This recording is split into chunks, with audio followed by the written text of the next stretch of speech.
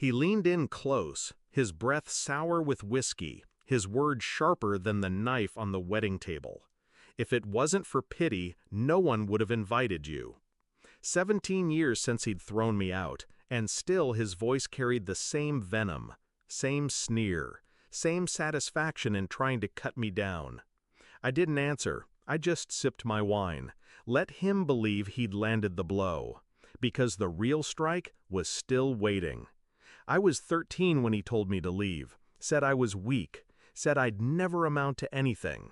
He shoved me onto the porch with nothing but a duffel bag and the clothes on my back. My mother stood in the doorway, silent, like a shadow that refused to move. I walked into the night alone, slept on couches, worked jobs no one wanted, fought for every inch of survival. And in that fight, I found something my father never expected: discipline. At 18, I signed a paper that would change my life: the Army.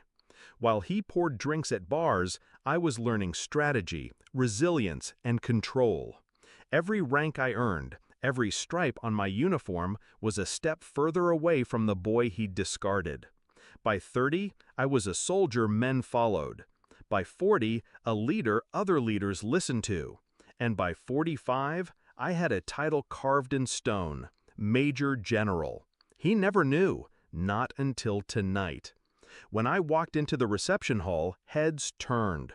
Old classmates, neighbors, even my brother's friends, they saw a man they didn't recognize. Tailored uniform under the dress blues, posture straight, calm, commanding. But my father saw only the boy he'd broken. That's what narcissists do. They stay stuck in their own past. So when he spat those words, I didn't flinch. I let them hang in the air, heavy, petty, beneath me, because the room was about to shift. The bride, my brother's wife now, rose with the microphone. She tapped the glass, her voice bright and warm. "I'd like to make a toast," she said. "Not to the groom, not to me, but to someone in this room whose story deserves to be honored." The crowd murmured. Glasses stilled. My father's smirk grew. He thought she meant him. Then she turned. Her eyes found mine. "To Major General Davis," she said, lifting her glass, "a man who served, who fought, who rose when life tried to keep him down. A man I am proud to welcome into this family." The room erupted. Applause thundered against the chandeliers. Glasses clinked. People stood. I raised my glass, steady, calm. My father didn't move. The look on his face, priceless. His smirk collapsed, his jaw slack, his skin pale.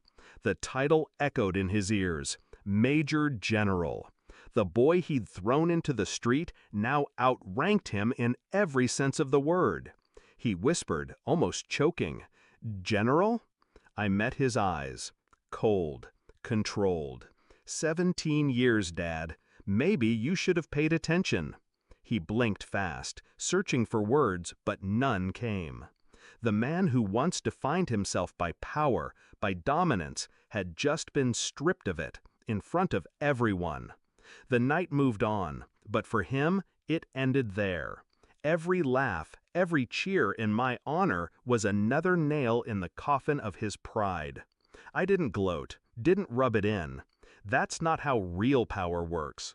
Real power is silence while they crumble under the weight of their own regret.